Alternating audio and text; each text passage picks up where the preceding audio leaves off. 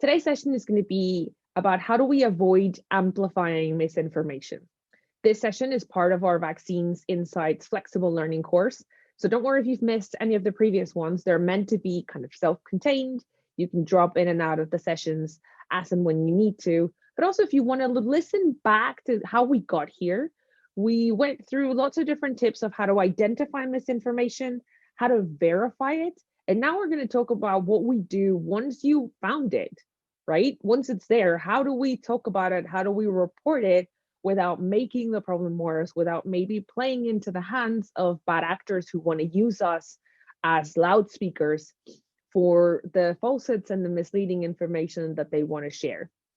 If you haven't been to these sessions before, I'll walk you through the agenda for today. We're going to talk first and foremost about trends and coordination and how to avoid being duped or tricked into believing something that isn't true. We're going to go through a case study specifically of how this has been used before. We'll talk about a concept called the Trumpet of amplification that helps us understand how we play a part as journalists or researchers or health communicators at different organizations into the process of how disinformation and misinformation can be disseminated. And then the last one, which is really important, how do we decide when to use our platform? And by platform, it's whatever communication channels that you have, either personally or to the institutions and the organizations that you work with, because that platform has value and has power, and it's important how to think about and knowing when to use that specific power. If you don't know me yet, my name is Laura Garcia. I'm the training and support manager at First Draft. You can find me on Twitter at LauraGRB. And if you don't know about First Draft and who we are, I'd love to tell you a little bit about our work. We're a nonprofit that researches how mis and disinformation spreads, where it comes from, and we work with communities from all over the world, whether it's journalists or researchers, to try and give them the right tools to build resilience towards this potentially dangerous and misleading and harmful information. Let's talk about trends, coordination, and not being duped. I want to bring attention to this word coordination because it can very easily be used to talk about things like bots or cyborgs, and it can be a scapegoat for everything, right, on the internet. And you say, oh, it's a coordinated attack. Let's dig into what it actually means and what it can look like so that we better understand it and we don't fall into the trap of just writing everything off as a coordinated attack. That's not to say that attacks and trends can't be coordinated, but it's important to understand how they happen online and to look under the hood a little bit, like if you were looking under the hood of a car. So here we have a print screen on the right of TweetDeck, which is an online web browser-based interface that helps you search through Twitter. And each of these columns are displaying different search results. The first one for the hashtag medical freedom, the second one for the phrase medical freedom with the space in the middle, the third one with the hashtag we do not consent, and the last one for the phrase informed consent with a little space in the middle, right? And we chose these particular four specifically to show how words that maybe don't outright look like they're related to a specific topic can actually be used by a specific community to talk about that subject. So for example, the term medical freedom is used by organizations and groups of people who are maybe not so sure about vaccines to talk about how they perceive the subject, right? For them, the subject of vaccination is not one about medicine, but about choice. My personal freedom, my personal choice to do something or not with my body and with my family. And that is a specific term that maybe you'd read it and you could think a ton of things, but until you start to look at content that uses that specific hashtag, you might not realize that connection with the anti-vax or vaccine hesitant community. And that is kind of the step one of understanding trends. Assumption is probably not going to get you your right answers. Always dig into things, dig into the language, dig into the content that people are producing to find those differences and to actually dig into the trend, right? Don't assume that what those words mean to you are what they mean to the people using those words, right? And notice, for example, the difference in results between the hashtag medical freedom and the phrase medical freedom. So we're looking at the first and the second column. So the people using the hashtag more often than not tend to be people who are using the hashtag to talk about their concern of being obligated to take a vaccine against their will, right? So it's the anti-vaccine, vaccine hesitant community using the hashtag. If you search for the phrase, you're not only going to get those kind of content, but also people talking about those communities.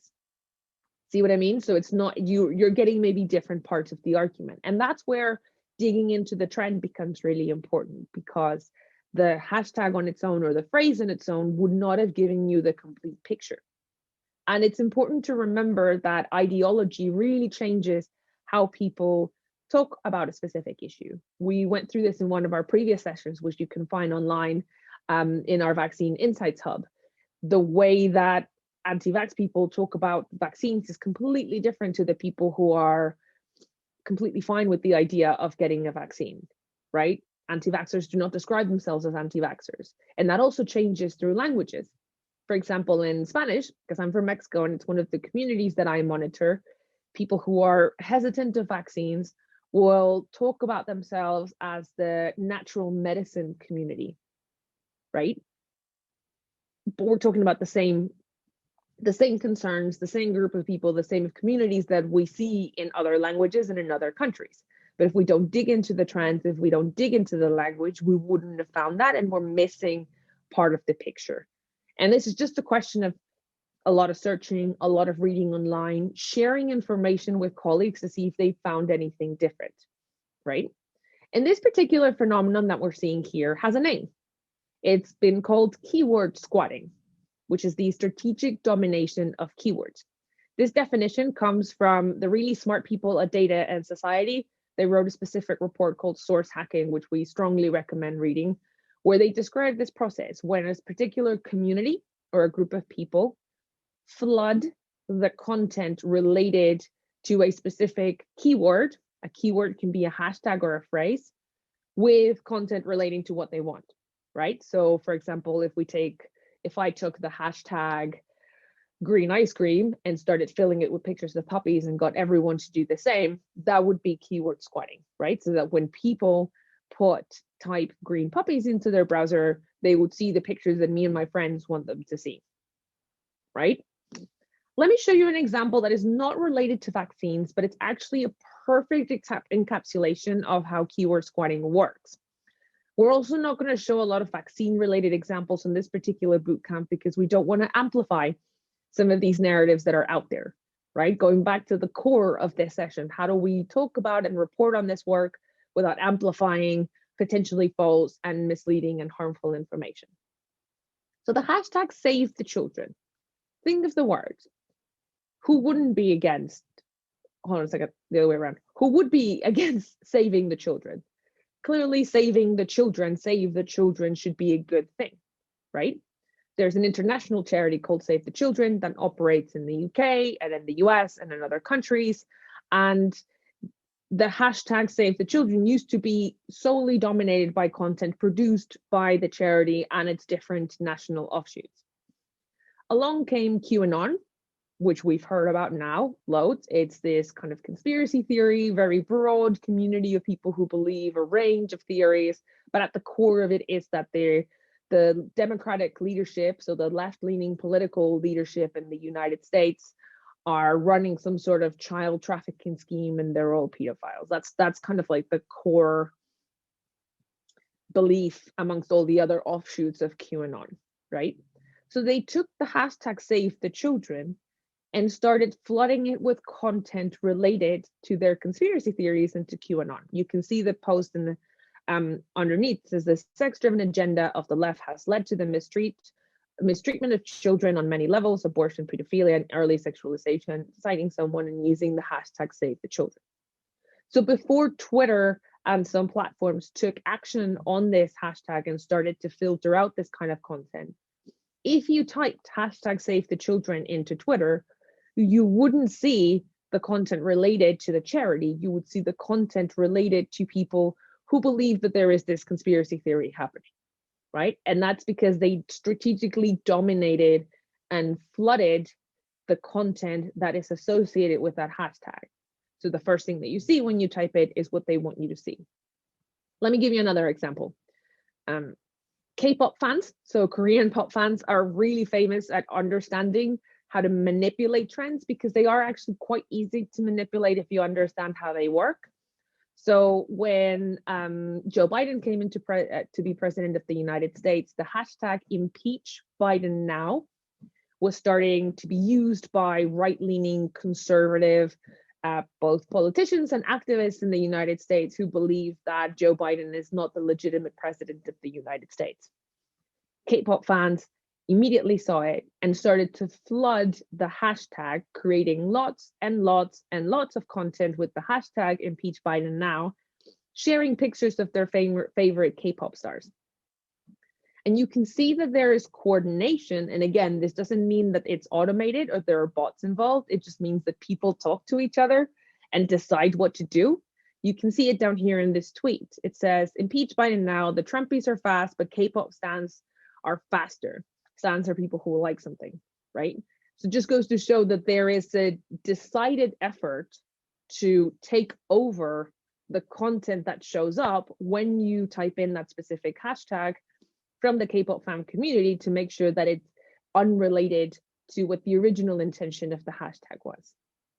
So it's always important to dig into it, because if at that point in time you'd have seen the trending topics on Twitter, it would look like impeach Biden now was trending because people believe that Joe Biden should be impeached, when in reality it was trending because K-pop fans were completely flooding it with content related to their favorite singers. And in the world of new social platforms, you can do keyword squatting or strategic domination of something with all of the different ways that we can create content online. So for example, these are two screenshots from TikTok. On the left-hand side, you see a screenshot of us looking for a song called Trump is Your President. This was before the election, so obviously lots of content being created on either side of the argument of whether Trump should or should not have been president of that country. The top song is by a guy called Bryson Gray, and the content of the song is very pro-Trump, right? How he should be the president, he's the best guy for the job, right.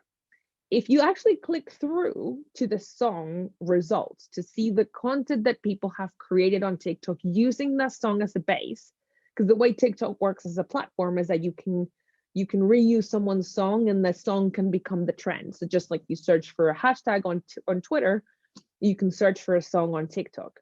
If you actually look at the results that you get for the song Trump is Your President, a lot of them are K-pop videos. You can see one here, another one here, another one here. And if you keep scrolling down and down, about 90% of the videos created with that song are made by K-pop fans who are doing the same thing they did on Twitter, but they're doing it on TikTok. So just kind of goes to show that when we think about keyword squatting, we need to think about the word keyword as anything that we use to create content online. So strategic domination of any of the signifiers that we use to communicate with each other online. It can be a specific profile photo or a hashtag or a phrase or a song or an effect, for example, because you can also reuse the effects on TikTok. Let's look at a case study, digging back into QAnon a little bit. So it's super important to kind of, whenever we're starting to see something trend, to not take it at face value and dig into it a little bit more. So if you see this post on the right, and we're going to use QAnon again to not amplify, like I said, any of this stuff that's going around about vaccines, and also because it's just a perfect case study of how this stuff works. Look at all of the hashtags that this particular user is using. Hollywood, Los Angeles, so like geographical ones. Save the children, save our children. 100 City March, Child Lives Matter, which is a play on Black Lives Matter and Blue Lives Matter, and human trafficking and child trafficking, and WWG1, WGA, where we go one, we go all. That last one is used exclusively by people who believe that QAnon conspiracy theories are true. So if you don't dig into these specific hashtags and think, why are they being used in this post about child trafficking? Look at the picture they're using. It looks super scary. It's a little girl in her ballerina suit with lots of scary kind of hands going towards her. If you didn't know what that last one meant, if you didn't click through to find out what other content has been created with that hashtag, or at least Google it, maybe you would have missed the connection to QAnon, right? And that is an easy mistake to make because we're all doing a billion things at the same time, and God knows what some of these acronyms like mean on the internet. But it's important when we're starting to think about reporting possible disinformation and any information online that we make sure to investigate and interrogate these hashtags and trends before we do it, so that we don't end up accidentally amplifying things that we don't know about, right? So let me show you a little bit more. We have found at First Draft through investigation, this is, for example, a screenshot of 4chan, of people coordinating, just like we saw the K-pop fans, coordinating on what hashtags to use so that they can also sometimes bypass kind of automatic moderation things, right? So if anyone used the hashtag QAnon, their tweets would immediately be taken down.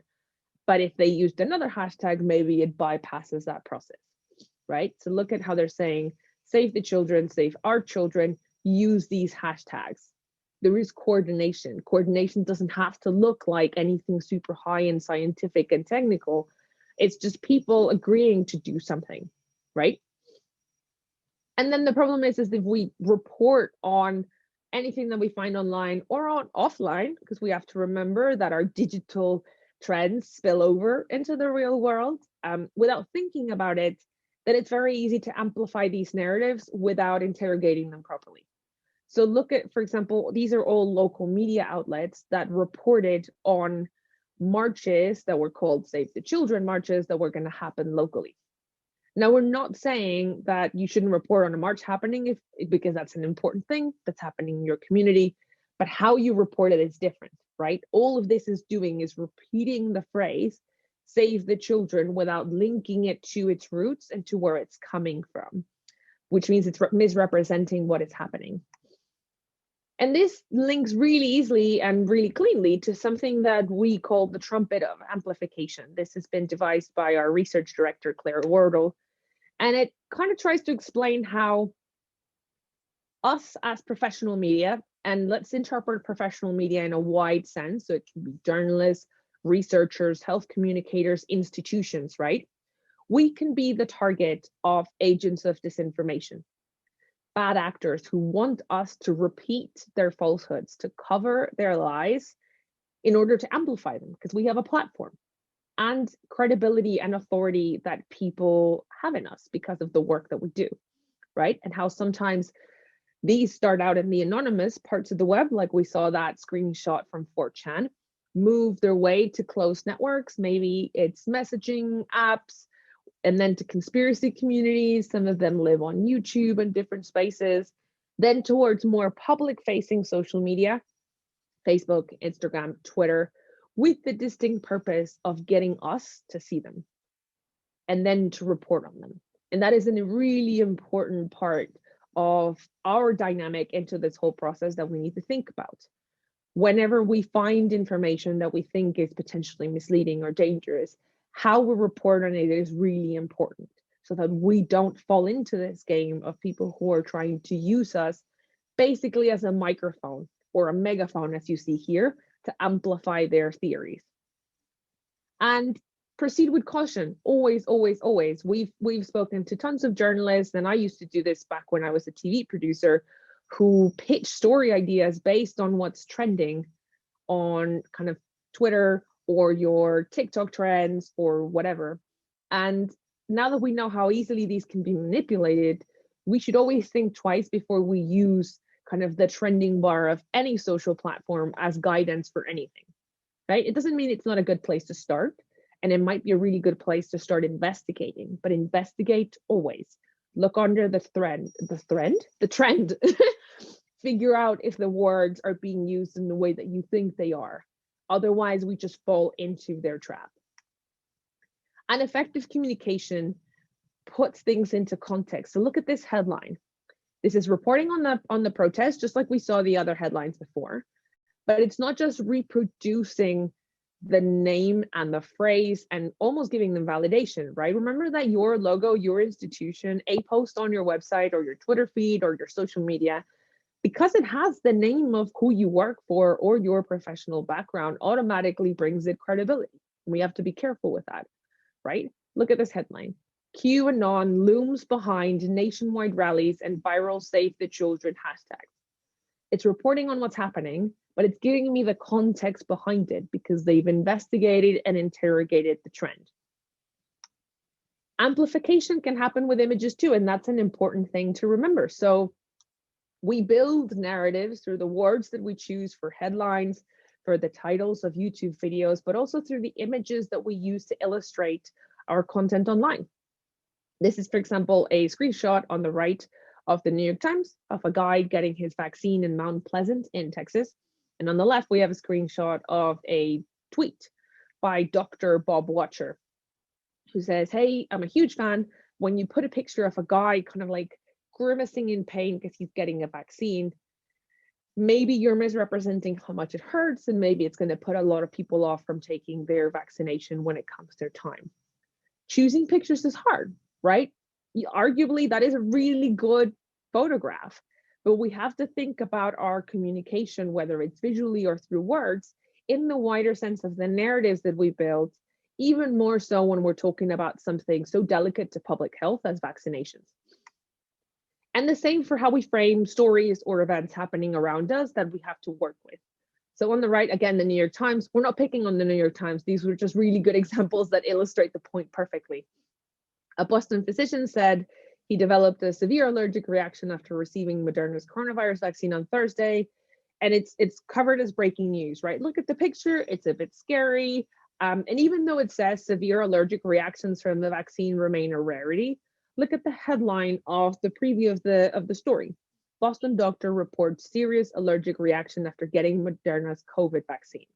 So when we're scrolling past our tiny screens and doing this, you're probably going to focus more on that headline than on the content of the tweet that gives you that context, or actually in the content of the story, which probably also gives you that context, right? So we have to think about how both the image and the framing might be over-representing the perception of risk.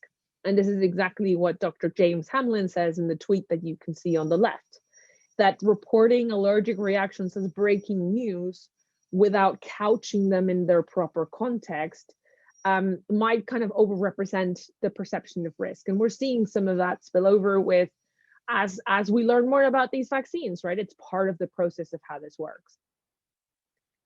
And think about memes and images and how your content can be repurposed afterwards as well. If you have to talk about Bill Gates, because some of us do, sometimes the guy is involved in lots of different things, for example, and Bill Gates is just one example. There's other figures like him. He is the target and the center of many conspiracy theories around the internet surrounding vaccines and lots of other different really sticky subjects. So just beware that when you cover Bill Gates and what he's doing, there is the potential for people to repurpose your content and use it as a way to back up these conspiracy theories. And understanding who the key players are and the key issues and the disinformation narratives of the space that you operate in is really important to make sure that you don't accidentally give these people ammunition, right? Or give them things that are easy to repurpose and republish or use to support misleading and potentially harmful theories and information. And last thought is that attribution is really hard, right? So for example, on the top right-hand side, we have a screenshot from RT, Russia Today, talking about a severe reaction that someone has had to the Pfizer vaccine. And it can be very easy to immediately say, oh, it's government coordinated activity of Russia Today and other outlets trying to cover any vaccine that isn't Russian made in a negative light, right? And it's an easy narrative to fit into. It fits into preconceptions that we have about state-owned media like RT. It fits into preconceptions that we have of Russia, of how they've used online disinformation to try and influence the politics of other countries. When in reality, in this particular case, all that RT was doing was reporting something that came from an American outlet of two health workers in Alaska who did actually have an allergic reaction to the vaccine. So I guess the point is, assumption is never going to get you the right answer, whether it's on attribution, so whether it's something's coordinated or state sponsored or an intentional campaign, or whether you just see the trending topics on Twitter and assume that they're trending for the reason that you think they are. Always investigate, always interrogate, always look under the hood to see what's actually driving these trends, and don't use coordination as a scapegoat for everything. That's not to say that there isn't automated coordination happening online, and that sometimes it comes from state actors or governments or institutions, but that is also really hard to prove, and it takes a lot more digging to do that. More often than not, just looking under the trend and digging a little bit into it will get you the answer that you're looking for to better understand how these narratives build online. And deciding when to use your platform. So now that you've found something and you think it's time to intervene, how do you decide when to do it? And we have a concept called the tipping point, which describes that period before. So what you're balancing is basically the risk of amplifying information that is false and misleading versus the public interest in telling people about it, right? And there's a part before when all you're going to be doing is amplifying information that is only known to niche communities. And then there's a time where if you intervene too late, you've missed that point to actually proactively contribute with information. And deciding this tipping point or this inflection point is actually really hard, and it's an art more than a science, and it will really change depending on the publication that you write for or the organization that you work with, and most importantly, who your audience is. And it's that balance, right, between public interest, do I need to tell people about this thing, the potential damage of not telling people, and the potential amplification of giving this information a platform, your platform. And we've devised a mnemonic, like a little acronym, to help you remember 5 questions that you can ask yourself to drive this investigation. Now, this isn't necessarily the right order to ask these questions in, but it's the one that makes an acronym in English. Point. Platforms. Is it moving from one platform to another? Maybe it's not being shared by tons of people, but you're seeing it on Twitter and Instagram and Facebook and TikTok. Outlets. Are other journalists and publishers or your competitors writing about it? Influencers, that's anybody with influence, from a president to a celebrity to a sports person to a church priest. Are they sharing it, and will people believe it because they share it? Numbers, how much engagement is it getting? That's like raw metrics, right? And travel, is it moving from communities? So did you see it in your yoga group and then someone sent it to you because they saw it in a mom group, right? And what does that mean about the spread of this information? And that will really change depending on your audience. There's a really cool tool called CrowdTangle Link Checker, which is a free plugin for Chrome and Firefox, which once you download it, wherever you are on the internet, if you click on it, it shows you where and who is sharing it on Facebook, Twitter, Instagram, and Reddit. And that can help you decide spread, right? And figure out some of these questions and uncover these underlying networks of support. And just a reminder that this will change depending on your community that you're looking at.